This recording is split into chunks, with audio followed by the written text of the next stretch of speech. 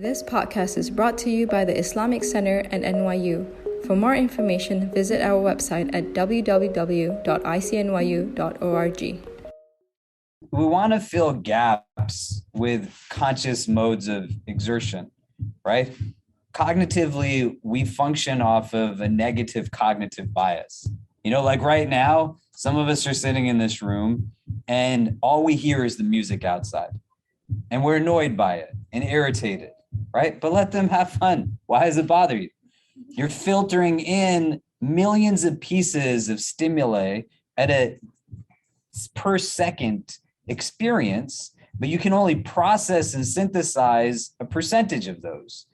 And the negative bias is what has us deeply impacted by someone saying something hurtful, and it exponentially hurts in comparison to somebody saying something nice to us, right? I need you to say 5 nice things to me to outweigh the impact of something negative. The negative bias is there, where me making money doesn't feel as good as the difficulty I experience as losing money, right? The negative bias causes the loss to be that much more impactful than the gain, right? The consciousness, the taqwa of Ramadan didn't stop at the end of Ramadan, but to attach now meaning that shifts the paradigm to say, well, what was the point of all of this? So that the continuity is one that recognizes, well, what's Shawwal supposed to be about? What is all of this supposed to be about? What is it that I'm chasing after at the end of the day?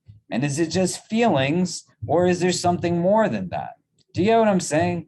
Right? So Allah is Al-Hakim. He's the most wise of those who have wisdom. And there's not anything that is without meaning in Allah's plan. So He doesn't bring you up so that you fall flat on your face a week after Ramadan is done, but there's a point to it all. And that's going to be important to understand. What's the point to it, right? My 9-year-old was fasting this Ramadan. She's got a friend in school who is also fasting, like 6 of them in their local public school that they go to. It helped to encourage them. She has one kid in her son in her school who just says a lot of different things about Islam and Ramadan. She told my daughter that if she misses a fast, she's gonna have to fast for 60 days. And Medina came home, was like, I gotta fast, Baba, because I'm not trying to fast 60 days. And I was like, who told you this? And she said the kid's name. I was like, that's not how it works, baby. And so you're 9 years old. You don't even have to be fasting right now. But she's taking bits of information, but she's 9. Her capacity is going to synthesize it in that way.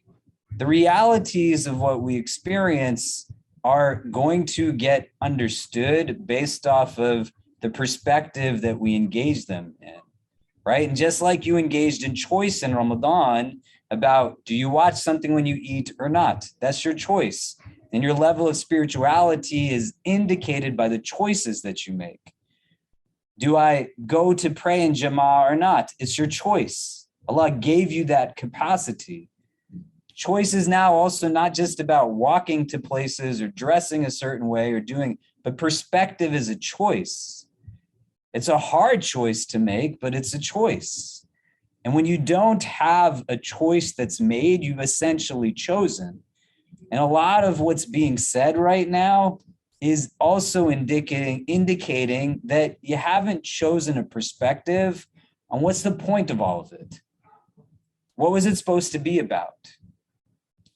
And then you're going to definitely float around in the midst of the aftermath of something, trying to hold on to it, because it's not about holding on to an iftar dinner or holding on to an amazing halaqah or holding on to a beautiful prayer for a moment, because then it's treated as something fleeting.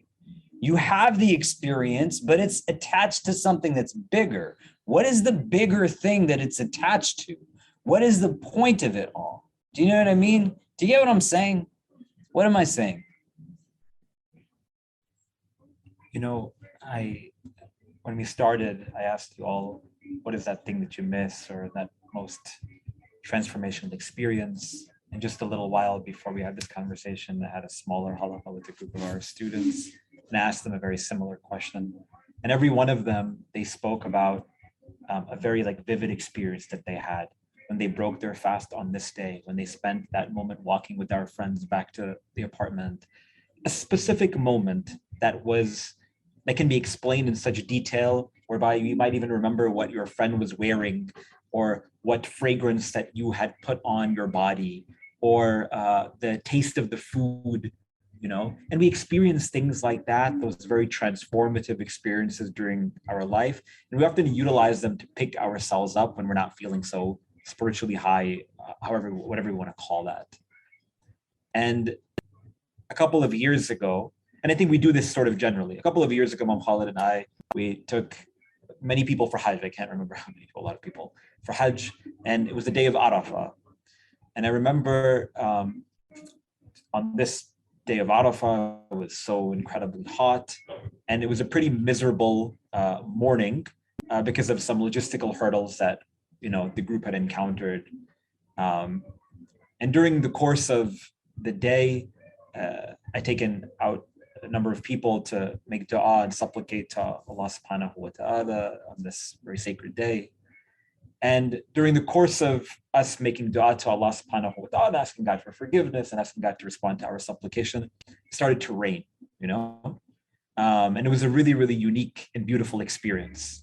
And I'm always reminded of that because of the way that I felt. And I remember how the rain smelled different that day. And it didn't matter anything that I experienced before in my entire life. That was the most important moment of my life up until that very, transformative moment.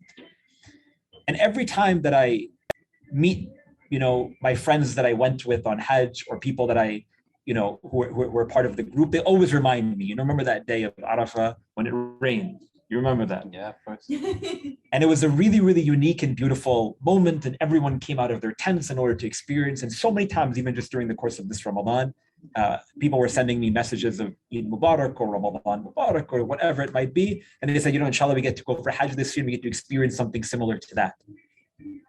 And I remember talking to this friend of mine, and he said that, whenever I feel like down and low, I remember that moment when the rain fell, on the day of Arafah. So I said, why? Similar to what we're asking about right now. And he's like, I don't know, it just felt different. So what did it feel different? What is it that was so transformative? Knowing very well that it was a unique experience for me, but I wanted to hear it from him. And it was so difficult for him to verbalize why it was so important to him. Because again, what we often do as people, we love to, I wouldn't say worship a moment, but we love to find sacredness in a really, really small experience. And that's not a bad thing all the time. But to always go back to those moments as a pick-me-up when we're feeling low is not good if we're not getting to the essence of why that moment was so important to me. It was a moment of utter and absolute servitude to God. And I felt the presence of my Creator at that moment. And I remember finding sweetness in worshiping my Lord. And I can utilize that experience knowing very well that I felt in a state of sincerity and in devotion and in servitude and in worship to my Creator at that moment. And it wasn't the rain that smelled differently, or it wasn't that, food that I ate on that particular day that was so incredibly, transformative as an experience. It was my spiritual closeness or my proximity to God that allows for me to utilize that moment to continue to carry forward during the course of experiences in life when I go through lows. And that's fine because we go through ups and downs during the course of our lives. But it's all about like maintaining or reaching a certain height where we can be consistent. So when we reach a height or a high, so to say, and then we fall a little bit or we slip a little bit, that's not the end of the world, right? We, like you said, it's like a training ground, right? If you want to call it that, whereby we have been given certain tools that you accomplished yourself. Nobody shoved it down, into your spiritual hearts or into your soul, made you fast for 30 days or 29, depending on when you started the month of Ramadan, or made you pray in the darkness of the night, or made you supplicate or recite Quran. You did that. And there was no shackles, no distractions. You did it willingly. You did it comfortably. You did it sincerely. Maybe it was difficult. Maybe it was challenging at certain points, at certain junctures during the course of your life. But now it's about understanding that you've built up the capacity to continue to grow. So it's not about falling into this trap. I think that it's a really, really dangerous sort of encounter that we experience during the course of our lives, whereby we beat ourselves up really, really, really, really hard for 3 or 4 days after, because I'm not doing this post-Ramadan, or I'm not doing this in the month of Shawwal, or I haven't done this yet. Take it easy on yourself for a moment. It's not bad to be self-critical. It's not bad to want to get better. It's not bad to, not be comfortable with complacency. That's good. You want to be better. You want to, build yourself up so that you're able to have those unique experiences again. But it's not about the experience, it's about a being. It's about a presence of heart, a presence of soul that also does not lead to empty ritual, right? So everyone was mentioning in the beginning that you felt more connected with your prayers or your recitation of Quran or whatever it might be, and now you don't necessarily feel that. But you experienced it before, that means you can experience it again. And the whole universe and the cosmos hasn't changed that much. It's only been 4 or 5 days. Yes, the month of Ramadan is unique. أيامه أفضل الأيام ولياليه أفضل الليالي وساعاته أفضل الساعات. Right? Its days are the best of days, and its nights are the best of nights. Its moments are the best of moments. That's the words of the Messenger of God, sallallahu alaihi wasallam. But your God is still the best of gods, and He's still the most merciful, and He's still the most generous, and He's still the most graceful. And He's still given us another day and another opportunity, another chance, another night, another Friday, inshallah. Every opportunity is still a new opportunity. That chance to reconnect and connect again is still present. You can still fast, you can still pray. Might not feel the same, but we're not about a feeling. Might feel good to experience that feeling. You can go back to it and experience a little bit, but remember to connect it to something bigger, and that bigger picture is still present. There's elements of things that now resurface post-Ramadan, and the stage that we exist in is a stage experientially that most of us exist in, where conceptually what a lot of you were doing was now being in control of the nafs throughout the constraints of Ramadan, right? And the Quran, it identifies different stages of the nafs. Many of you have likely heard these stages, but now you want to think about experiencing them, and think about, where do I categorize myself? So the nafs al-amara bisu that the Quran talks about. When you are amir, you're a leader, you're a commander of something. When you are ammar, right, you're like the supreme commander. You're the sovereign commander. It's that much more emphatic. And so the nafs that is the supreme commander towards that which is evil, asu, is not just encompassing like one facet of something that's problematic, but it's encompassing all of the things that are problematic, right? Fahsha wal munkar, all kinds of dhunub, right? May Allah protect us from these things.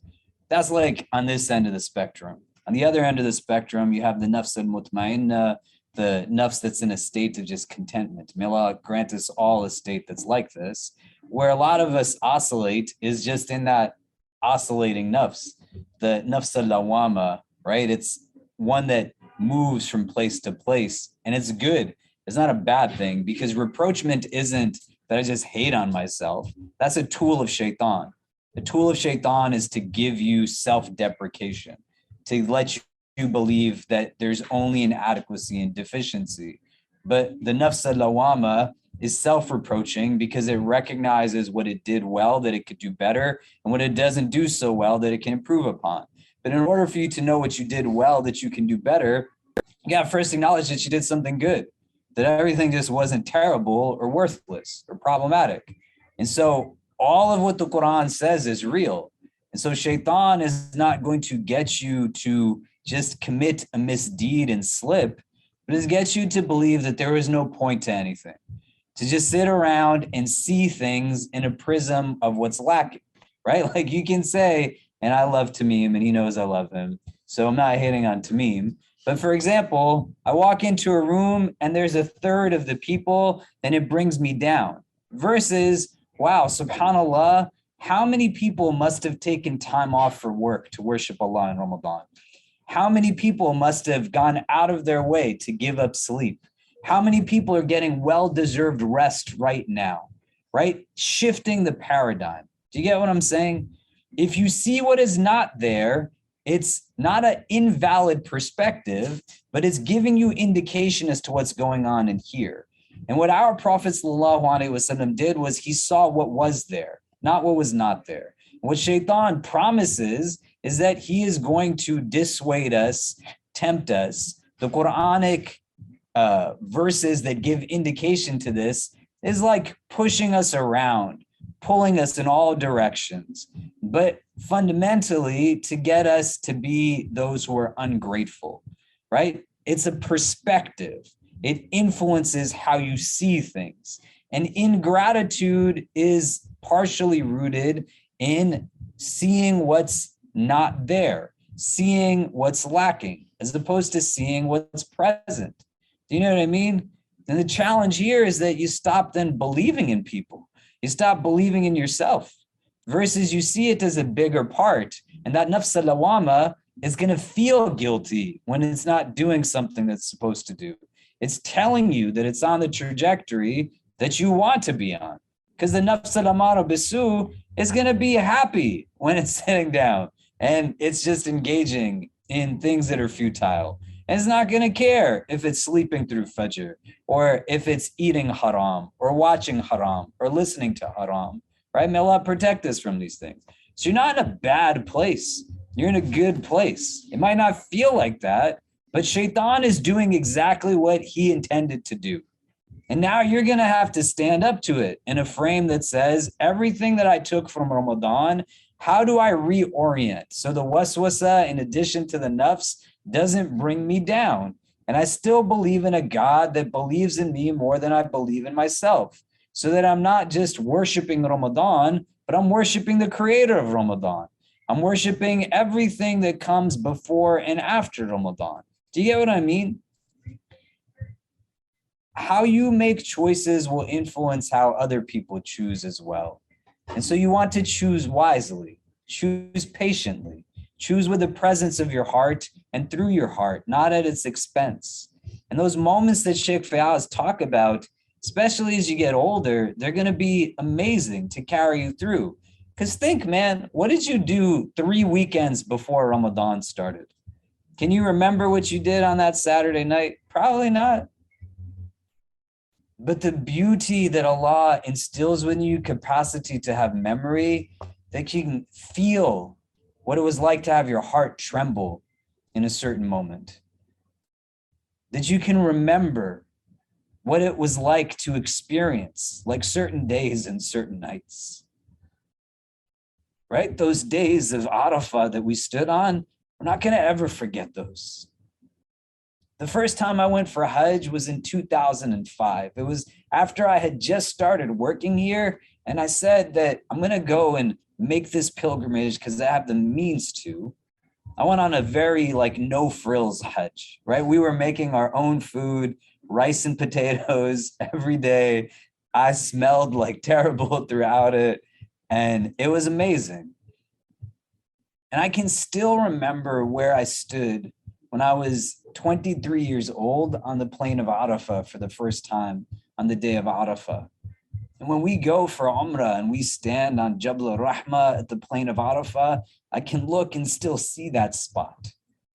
I'm not longing for it in the sense that I want to go back to my 23-year-old self, but in the sense that I'm grateful that it informs where I stand today. You see? And when you can then have people who are good people that you can then share in conversations with and memories with, that's what community is about. You serve as a reminder of Allah's mercy. You serve as a reminder of hope. You serve as a reminder of love. If you go in, and I sat down and I was like, hey man, doesn't it just suck right now, the world, right? And isn't life just terrible? Why would it then bring our mood up or make us want to do anything? And then it has residual impact, because if we sit down and we talk to each other about how much life is garbage, then it's going to trickle into your hearts. And then it's going to go from you to the people that you talk to. And this is where shaitan is strategic. And so you got to be strategic too. And you recognize not in something that's fleeting, but your capacity. You take times to breathe, right? That's why the verse says that indeed in the remembrance of Allah do hearts find rest. It's the same word, right? The nafs al-mutma'inna, that rest is what the remembrance is. So you just take a breath, right? You can say literally in every breath, Allah. It comes from the inner part of your throat. The alif takes the lam to the back of your mouth, and the ha is aspirated as the breath is coming out. And you just rest and you breathe. And you say, well, what's the point of all of this? The gifts that were given to me, the ability to have consciousness and awareness. So I'm not just running diluted in a world that chases after dunya. And like it can do it differently. And it might be different. It doesn't look the way everybody else does. But who cares? You felt contentment. You didn't feel happiness. You felt balance. You felt centeredness, right? You can feel sad and centered. You can feel down and centered. You can feel happy and centered. You can feel a lot of things and still have balance. You don't want to be in a place where it becomes misconstrued that it only can look like this and everything else is terrible. So when the time comes, you go pray your prayers. As hard as it is, it's going to be something that creates balance. You go and you get up. The professor, the employer, whoever is in your face, doesn't matter. You're allowed to do the things that you are allowed to do. Just fight what's going on in here. Ramadan is not the battleground. Ramadan is the preparation. The battleground comes beyond Ramadan. This is why we have hadith that say as-sawmu junnah, that fasting is a shield. Taqwa is rooted in waqaya. It's a shield. What are you protecting yourself from? The battle that's within, but now the external vices that are going to come, that's what the book says. That's what the tradition says. It's going to come. It's going to be different. Just got to be ready for it. And the beauty is, it's only been a few days, right? You're catching up on sleep. That's part of it. When you don't sleep a lot, the world gets very sad. That's just how we function, right? I feel amazing. You know why? Because all I've done for the last 3 days is sleep. Right? I had a surgery done on my stomach. Many of you know that. I can't do anything other than sleep. So every hour I wake up and then I sleep for another 2 hours.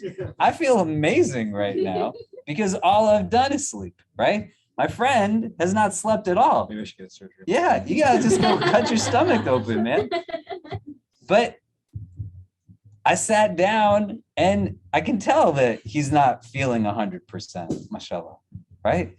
That's okay. I don't want him to feel bad, but it's not just a product of one variable. There's complexity to us. Do you know what I mean? So you exerted yourself for 30 days. Why wouldn't you be tired right now?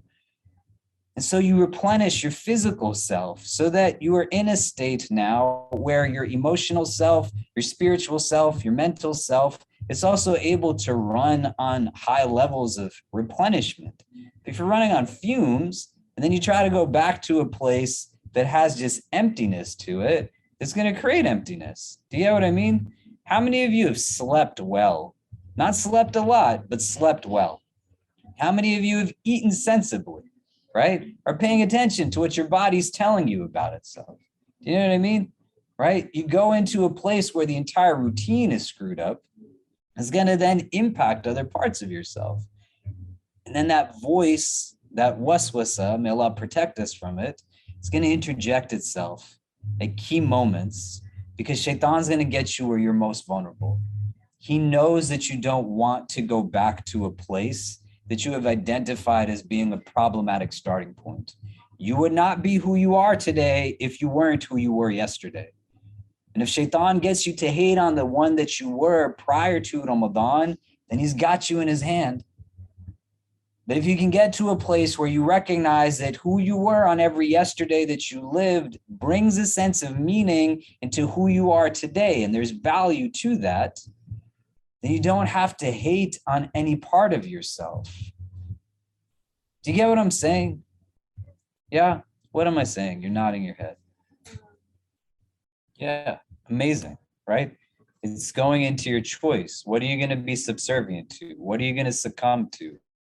What are you going to let yourself truly submit to at the end of it, right? And you choose to be an abd of Allah. The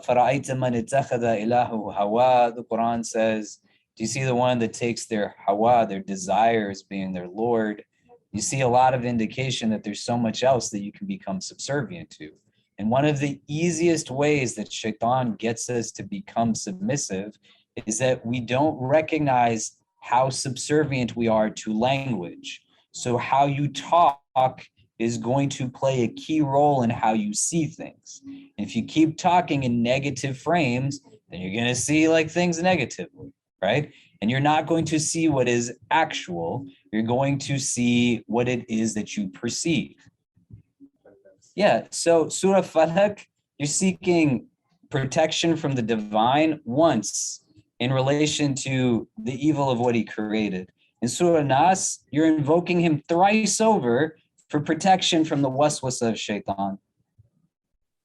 And you want to think about this. Like shaitan's waswasa is real.